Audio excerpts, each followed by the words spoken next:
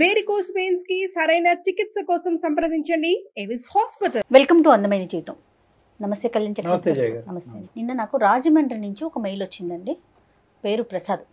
పెళ్ళయి 1 సంవత్సరం అవుతుంది. నేను డైరెక్ట్గా టాపిక్లోకి వెళ్ళిపోతున్నానండి, ఎందుకంటే టైం వేస్ట్ కాకుండా మళ్ళీ వాళ్ళతో కూడా మనం డిస్కస్ చేయాలి కదా, అందుకనేసి. ఒక పర్సనల్ ఇష్యూ, అంటే ఇలాంటివి మగవాళ్ళు కూడా ఫేస్ చేస్తారంటే సమస్యకి ఆడ మగ తేడా లేదు, బట్ ఈ రోజుల్లో ఇలా కూడా ఉంటుందా అని నాకు అనిపించింది. కళ్యాణ్ గారు నెంబర్ ఇచ్చారు, కాల్ చేసేస్తానండి డైరెక్ట్గా. తప్పకుండా.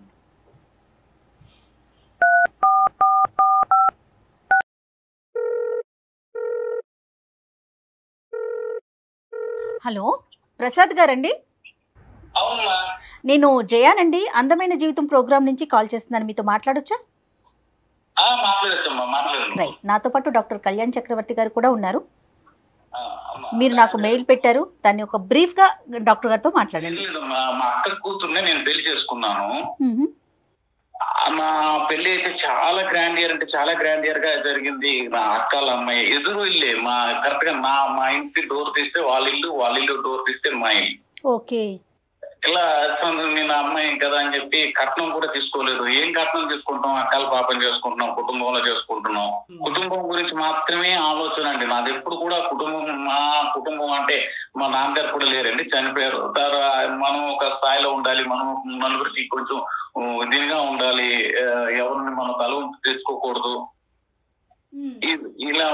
అలా అనుకొని నేను కుటుంబం అంతా బాగుంటుంది కదా అని చెప్పేసి పెళ్లి చేసుకోవడం జరిగింది. ప్రపోజల్ ఎట్లా వచ్చిందండి? అంటే అక్క కూతుర్ని చేసుకోమని అక్క వాళ్ళ వైపు నుంచా, లేకుంటే మీ అమ్మగారి వైపు నుంచా, ఎట్లా? అక్క వాళ్ళ వైపు నుంచే వచ్చిందండి. ఓకే. అక్క వాళ్ళ వైపు నుంచే వచ్చింది. అక్క వాళ్ళందరూ కుటుంబం అంతా పెద్దలంతా కూర్చున్నారు, మాట్లాడుకున్నారు. చేసిన తర్వాత నాకు చెప్పారండి. ఓకే. కుటుంబం గురించే మీరు పెళ్లి చేసుకుంటున్నారు, కానీ ఆ అమ్మాయి మీద మీ అభిప్రాయం? అమ్మాయి మీద అభిప్రాయం మంచి అభిప్రాయం, మంచి ఒపీనియన్ ఉంది. మంచి ఒపీనియన్ ఉంది. Very good, very good. మంచి ఒపీనియన్ ఉందండి. తనకండి ప్రసాద్ గారు, తనతో మాట్లాడారా పెళ్లికి ముందు? నేను మాట్లాడాను. నీకు ఇష్టం ఉందా లేదా అని కూడా అడిగానండి. ఓకే. అమ్మ వాళ్ళు అక్క వాళ్ళు ఏదో చెప్తున్నారని అలాగా నువ్వు ఒప్పుకోవాల్సిన అవసరం లేదు. నీకు ఇష్టం ఉంటేనే మనం పెళ్లి చేసుకుందాము, లేకపోతే నేను చెప్తాను అమ్మ వాళ్ళకి, నేను అక్కలకి చెప్తాను, ఒప్పిస్తానని చెప్పానండి. రైట్. నెక్స్ట్ అండి? ఆ తర్వాత అంటే పెళ్లి జరిగిందండి, చాలా గ్రాండ్ గా పెళ్లి చేసుకున్నాం, అంతా బాగా జరిగిన తర్వాత హైదరాబాద్ వచ్చాము. ఇక్కడ హైదరాబాద్ లో యాజ్ యూజువల్ గా మా కాపురం అనేది చాలా చక్కగా గడిచింది. తను బీటెక్ పూర్తి చేసిందండి ఊర్లోనే. నేను ఇక్కడ వచ్చి తనకి మన ఒక దీంట్లో ఇన్స్టిట్యూట్ లో ట్రైనింగ్ ఇప్పించాను, జాయిన్ చేశాను. ట్రైనింగ్ కూడా అయిపోయింది. మేము ఒక 5-6 నెలల పాటు ఇక్కడ చాలా బాగా కలిసి ఉన్నాము. అలా నాతో పాటు మా అమ్మగారు కూడా ఉండేవారు. ఎంత నాన్న మీ ఇద్దరి మధ్యన ఏజ్ గ్యాప్ ఎంత ఉంది నాన్న? ఒక 6 years ఉంటుంది సార్. 6 years. Okay, okay. చిన్న చిన్న కంపెనీలో ఇంటర్వ్యూస్ వస్తే నాకు యాక్చువల్ గా చిన్న చిన్న కంపెనీకి పంపించడం ఇష్టం లేదు. పూణేలో వచ్చిందండి జాబ్. పూణేలో జాబ్ వచ్చింది. సరే ఏం చేస్తాం, మనకి ఇంకా తప్పదు. అంటే మంచి కంపెనీ కోరుకున్నాం కదా, మంచి కంపెనీ కోరుకున్నప్పుడు ఇలాంటివి సహజంగా జరుగుతుంటాయి అని చెప్పి మేము కూడా అనుకొని అక్కడ ఒక 2 days తనతో పాటు ఉండి, తనకి ఇంకా మంచి చెడ్డలు ఏం కావాలి, తనకి ఆఫీస్ కి వెళ్ళడానికి ప్రాబ్లమ్స్ ఉన్నాయి, ఏంటా అసలు తను వెళ్ళగలుగుతా అని అన్ని చూసి సెట్ చేసుకుని నేను మళ్ళీ హైదరాబాద్ వచ్చానమ్మా. ఓకే అండి. ఈ అమ్మాయి ఇంకా 10 రోజుల తర్వాత ఏంటి 10 రోజులైంది ఇంకా ఫోన్ కనీసం చేయట్లేదంటే, నువ్వు చేయాలా నేను చేయాలా అని అడిగింది. అదేంటి అలాగడిగావు, ఎవరు చేయాలి, నువ్వు చేయాలి నేను చేయాలి, అది ఎలాగా ఏం చేస్తున్నావు అనేసి అంటే, కాదు నువ్వు కదా చేయాలి అన్నా. సరే అని నేను దానికి సర్ది చెప్పుకొని మళ్ళీ నేను ఫోన్ చేయడం చేస్తుంది. కొద్ది రోజులు పోయినాక నా ఫోన్ అటెంప్ట్ చేయడం మానేసింది. నా ఫోన్ ఎందుకు అటెంప్ట్ చేయట్లేదు? సరే తను ఏదో బిజీగా ఉందేమో, ప్రాజెక్ట్ బిజీలో ఉందేమో, తనకు వర్క్ స్ట్రెస్ ఎక్కువ అవుతుందేమో అనేది, సరే చేస్తుందిలే అని ఇంట్లో నా అమ్మను తన అక్కలతో మాట్లాడుతాను, ఫోన్ చేస్తుందని అడగటం ఇవన్నీ జరిగినాయి. అయితే నేను 2 సార్లు అయినాయి ఫోన్ చేయట్లేదు అనేసి అంటే, తర్వాత నేను అక్క వాళ్ళకి చెప్పాను, ఇలాగ నా ఫోన్ ఎత్తట్లేదు. లేదురా తను ఏదో బిజీగా ఉంటుంది, నా ఫోన్ మాకు ఫోన్ చేస్తుంది కదా, మాట్లాడుతుంది కదా అని చెప్పేవారు. సరే అనుకున్న తర్వాత ఇలాగ మళ్ళీ ఫోన్ రీచ్ అవ్వట్లేదు. ఎప్పుడు రీచ్ అవ్వకపోయేసరికి నేను తన ఫ్రెండ్ ఫోన్ నుంచి నాకు ఒకసారి ఫోన్ చేసింది అనమాట. అక్కడ జనరల్ గా తన ఫోన్ కి సిగ్నల్స్ ఉండవు ఒక్కోసారి, అక్కడ ఉండకపోతే వేరే వాళ్ళ ఫోన్ పక్క ఫోన్ నుంచి చేయడం కానీ ఇలా చేయడంలో ఈ నెంబర్ కూడా పెట్టుకోండి అని చెప్పారు. నేను ఆ నెంబర్ కి ఫోన్ చేశాను. ఎందుకు 2 రోజులైనా ఫోన్ కలవట్లేదు ఏంటా తన అమ్మాయి నాకు చెప్పడం ఏంటంటే, లేదు అంకుల్ తను హాస్టల్ మారిపోయింది. అంతవరకు నాకు తెలియకపోవడం, అంటే ఒక భర్త కావాలనివ్వండి, ఒక మగాడి కావాలనివ్వండి, తన హాస్టల్ మారిపోయిన విషయం నాకు తెలియాల్సిన అవసరం ఉందా లేదా? బేసిక్ కమ్యూనికేషన్ అది బేసిక్ కమ్యూనికేషన్. ఇంకా అతను మాట్లాడటం, అక్కడ నుంచి కొంచెం మాట్లాడటం కూడా అంత కరెక్ట్ గా లేదు. నాకు ప్రాపర్ గా తన నుంచి ఏ ఇన్ఫర్మేషన్ లేదు, ఏం ఒక రెస్పాన్సిబిలిటీగా బిహేవ్ చేయట్లేదు తను. సరే ఏదో సర్దుకుపోతాం అనేసి నేను కొంచెం ఇదిగానే ఉన్నాను. మీ ఇంట్లో మనం సడన్ గా ఒక రోజు ఒక మెసేజ్ వచ్చింది నాకు, ఏంటంటే నువ్వు అంటే నాకు ఇష్టం లేదు, నేను నీతోని ఉండలేను. ఏంటి కారణం ఏంటి అనేసి అడిగితే సరే ఇంకా నా ఫోన్ కి రెస్పాన్స్ లేదు. పూణే వెళ్ళిన ఎన్ని రోజులకి నాన్న ఈ మెసేజ్ వచ్చింది మీకు? ఒక 1 year కి అవుతుంది. 1 year, అదే ఒక 1 year పైన అవుతుందండి. 1 year పైన. ఈ 1 year పైన టైంలో ఎన్నిసార్లు ఆవిడ పూణేకి రావటం కానీ, మీరు పూణే వెళ్ళటం, హైదరాబాద్ రావటం కానీ? మీరు పూణే 2 times వెళ్ళాను సార్. నేను హైదరాబాద్ నుంచి పూణే 2 times వెళ్ళాను.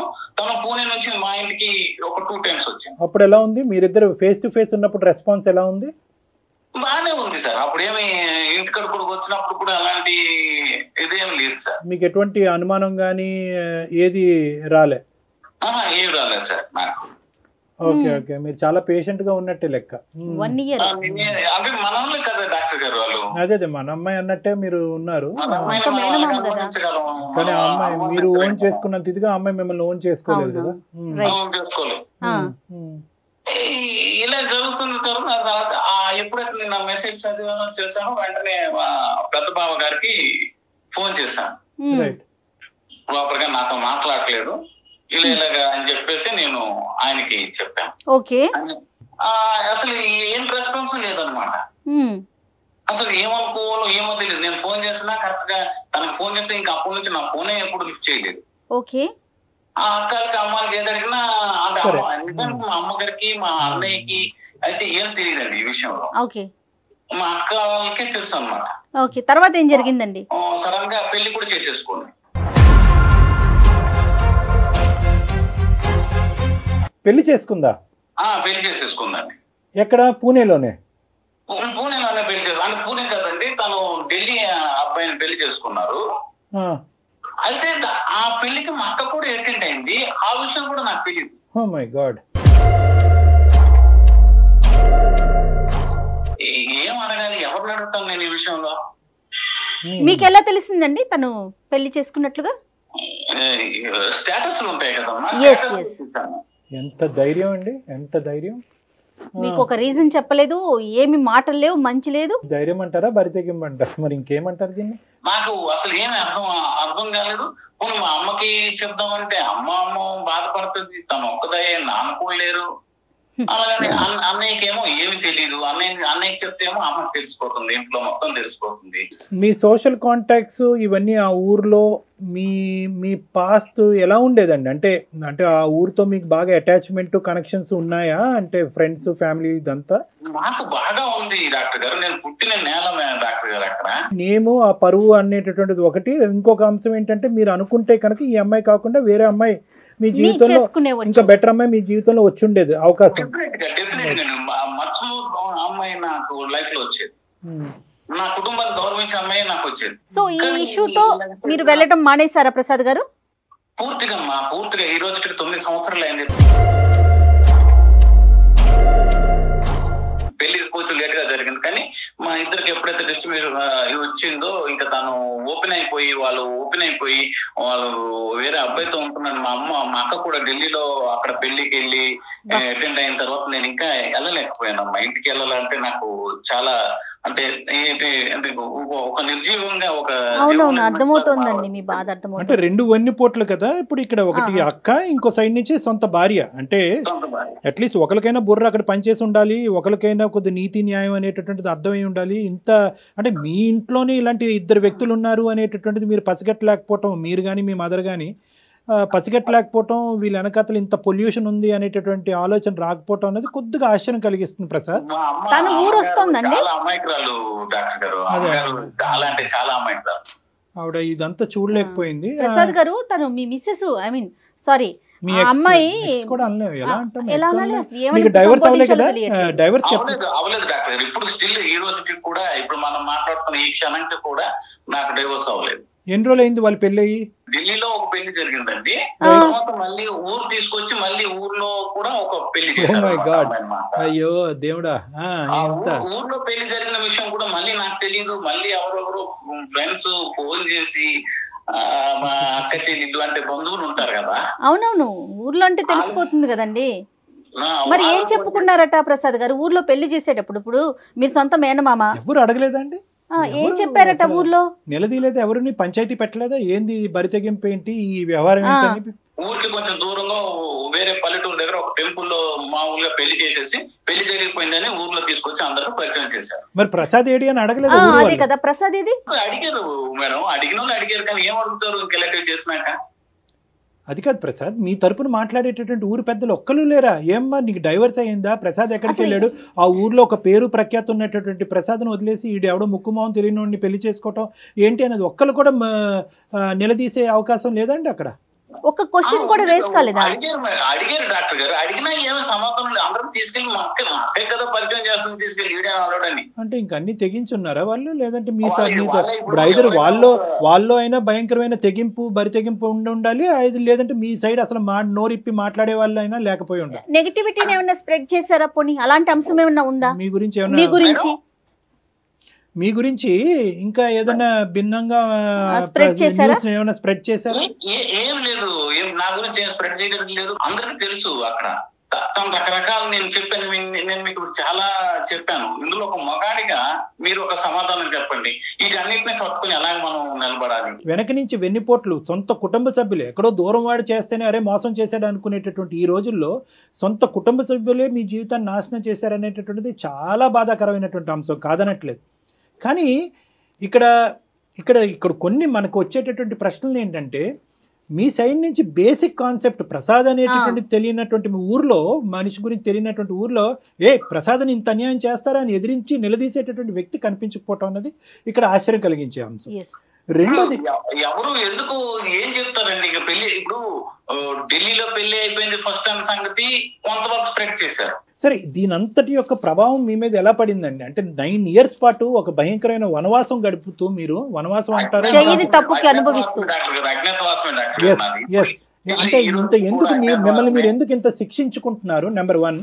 నెంబర్ 2, ఇక్కడ ఏంటంటే మీ తల్లి మొహం కూడా చూడలే కదా ఈ మధ్య కాలంలో మీరు? లేదండి, నా తల్లి మొహం కూడా నాకు చూడడం కూడా చేశారు. ఇందులో ఇంకొక విషయం, ఇంకా గొప్ప విషయం ఏంటంటే డాక్టర్ గారు, అసలు అంటే ఇవన్నీ ఎలా చెప్పాలి, అసలు ఏమని చెప్పాలి? సిగ్గు విడిచిపోయి అన్ని ఇంకా సంగతి మర్చిపోయి చెప్పాలేమో తెలియదు. కానీ తను డెలివరీ కూడా అయింది.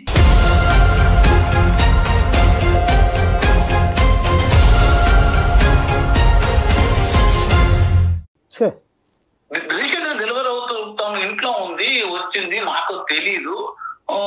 మా అక్కలేమో వచ్చి ఒకసారి ఫోన్ చేసి అరే అమ్మకి బాగాలేదు, నువ్వు వచ్చి చూసిపోరా అంటున్నారు.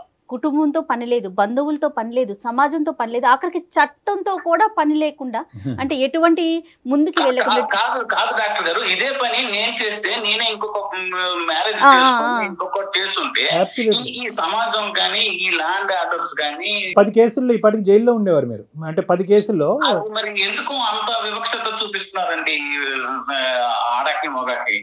ఆడాలకే అన్యాయం జరిగిపోతుంది, ఆడాలకే అన్యాయం జరిగిపోతుంది అంటారు కదండి. మనం వేసే స్టెప్స్ ని బట్టి ఆధారపడి ఉంటాయి కదా, మన రియాక్షన్స్ బట్టి కూడా ఉంటాయండి.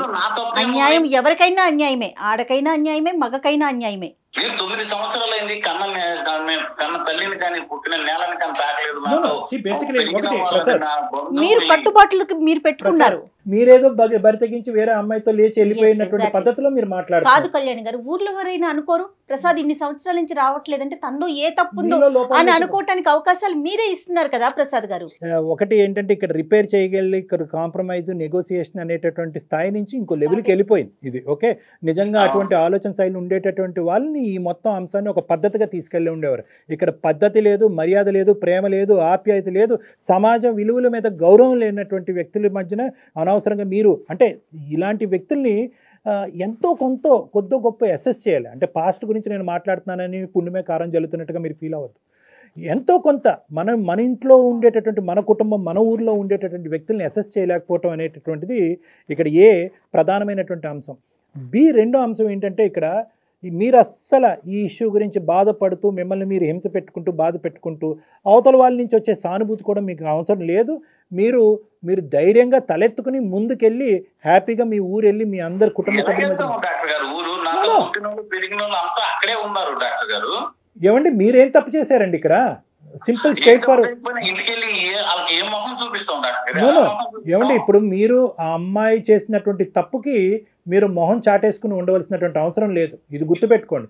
మీరు ఎంత మొహం చాటేస్తే కనుక అవతల వాళ్ళు మీ గురించి అంత ఎక్కువ మాట్లాడేటటువంటి దానికి అవకాశం ఇస్తుంది. ఇప్పుడు మీ కుటుంబ సభ్యుల వరకు మీరు ఫోన్ చేసి మాట్లాడతారు, ఇలా జరుగుతోంది, ఇది జరిగిందని. ఊర్లో ఉన్న అందరికీ చెప్పలేరు కదా ప్రసాద్ గారు. ఒకటి నా అనేటటువంటి మనుషులను వదులుకుంటూ మిమ్మల్ని మీరు శిక్షించుకోవాల్సినటువంటి అవసరం లేదు. Point number 1.